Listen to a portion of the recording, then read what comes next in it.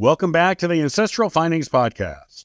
Desi Arnaz is best known for playing Ricky Ricardo on the beloved TV sitcom I Love Lucy. He was also a pioneer in the TV industry in many aspects, inventing innovations that are still in use today. He also had a privileged life in Cuba before the country's revolution, which turned his family's lives upside down. This is his story.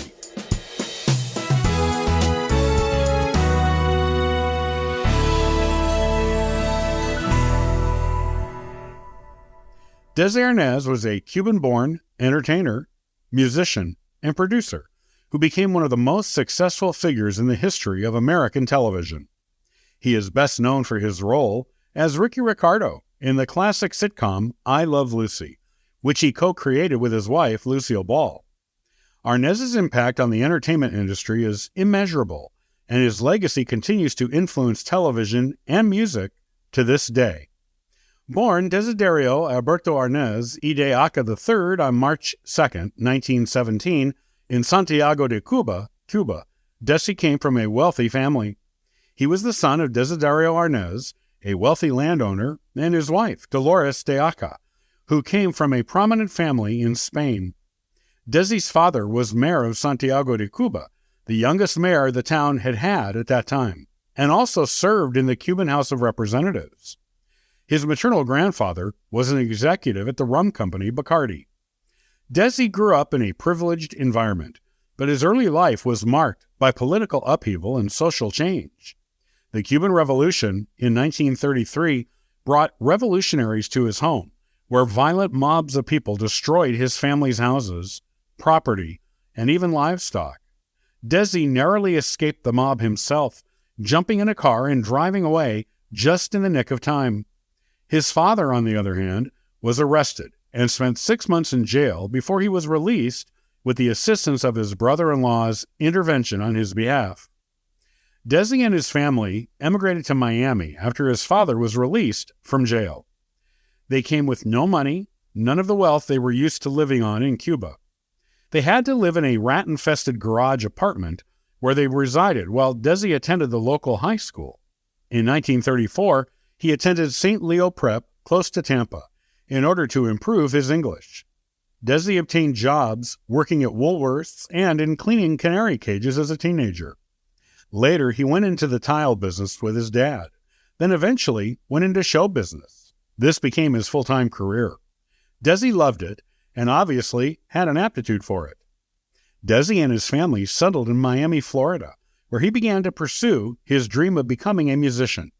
He had learned to play the guitar and bongos as a child, and he had a natural talent for music. In Miami, he played in local bands and worked as a gigolo to support himself. In 1939, Desi was discovered by bandleader Xavier Cugat, who was impressed by his musical abilities. He joined Cugat's band as a vocalist and soon became one of the most popular members of the group. Desi's charisma and stage presence made him a hit with audiences, and he was soon in demand as a solo artist. In 1940, Desi moved to Hollywood to pursue a career in show business. He landed a role in the MGM musical Too Many Girls, which was directed by George Abbott and produced by RKO Pictures. It was on the set of Too Many Girls that Desi met Lucille Ball, who was also starring in the film. The two fell in love and were married in November of that year. After Too Many Girls, Desi continued to work in Hollywood as an actor and musician. He appeared in a number of films, including Bataan and The Navy Comes Through, and he continued to perform with his own band. In the early 1950s, Desi and Lucy decided to create their own television show. They formed their own production company, Desilu Productions, and pitched the show to CBS. The network was initially hesitant to take a chance on a sitcom starring a Cuban-American and a woman, believing the nation would never accept a mixed nationality couple on their TVs, in their homes. The network wanted to keep Desi behind the scenes as a creative force on the show, but cast a man of Lucy's own ethnic background as her husband. The network wanted Lucy as a star in her own show, and she refused to do the show without Desi playing her husband. The network resisted at first, but Lucy was firm. Eventually, CBS gave in to her demands and she and Desi were given the green light to create their television program. It was the best decision the network ever made. Desi and Lucy's show, I Love Lucy, premiered on CBS in 1951, and it was an instant hit. The show starred Lucy as Ricky Ricardo, a housewife who always managed to get herself into hilarious predicaments. Desi also starred, playing her husband, Ricky, who was a Cuban bandleader. The show was an immediate success, and it soon became one of the most popular shows on television. Desi's contributions to I Love Lucy went far beyond his on-screen performance. He was a co-creator of the show, and he served as its executive producer. He was also responsible for developing the show's unique filming style, which used multiple cameras to capture the action on set. This technique allowed the show to be filmed in front of a live audience, an innovative technique at the time that became a standard practice in the television industry. After I Love Lucy ended its run in 1957, Arnaz continued to work in television and music.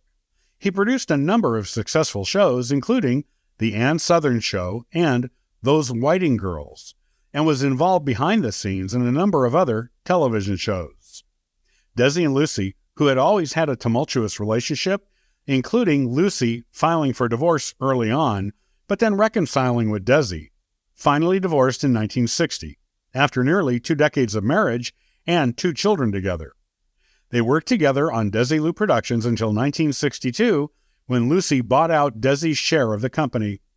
Desi formed his own company, Desi Arnaz Productions, which continued to produce TV productions, often in partnership with well-known actors and actresses. Though they both went on to marry other people, Desi and Lucy stayed good friends with each other. There is a home movie of the two of them playing with their grandson shortly before Desi crossed to the other side. Lucy was devastated when he did.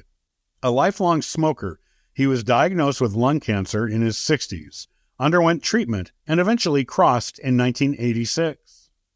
Lucy visited him in the hospital before this, and they watched VHS episodes of I Love Lucy together. A couple of days before he crossed, he and Lucy spoke on the phone, telling each other, I love you, before hanging up. Desi was cremated, and his ashes scattered according to his wishes. His mother outlived him by 2 years, and Lucy by 3. His second wife, Edith, had crossed the year prior to him.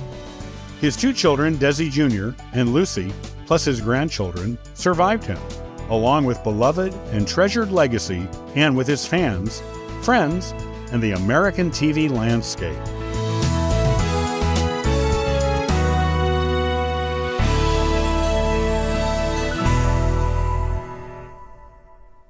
Many thanks for listening and following the Ancestral Findings podcast. Visit ancestralfindings.com to download a free genealogy ebook, inquire about a free genealogy lookup, and register for the weekly historical postcard giveaway. And thank you to everyone who contributes via Patreon. It helps keep this car on the road, this plane in the air, and this ship on course. I hope you have a wonderful day, and happy searching.